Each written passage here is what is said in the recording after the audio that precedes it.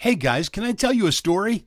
Okay, sit down and pay attention. This story will be over really fast. Your grandma, she grew up in Kentucky where there are mountains. And if you go to the mountains of Kentucky and you hike, you can drive back into the mountains in the state park and like in the Red River Gorge, which is really close to where grandma grew up.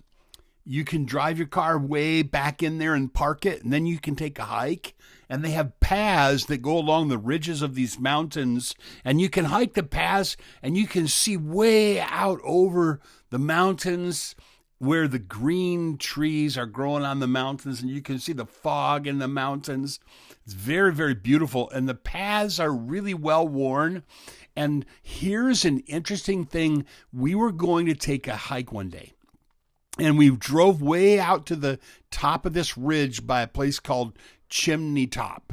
And we're going to walk out to Chimney Top and we're going to hike out there. And we started walking. And when we looked down, what we saw really surprised us. It was a plaque.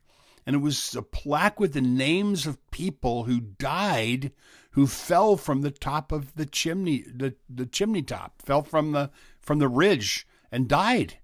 And they had a picture of a plaque of a person falling off, and it was warning us because what you would do is you would follow these paths, and sometimes people would walk up to the edge where it's very beautiful, and they would stop and they would look.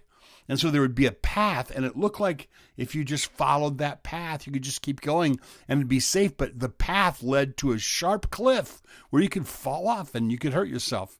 And so what you had to do was you had to pay really careful attention to your mom and to your dad and to the adults that were with you who are wise, so that you wouldn't go off on a trail that would be bad for you.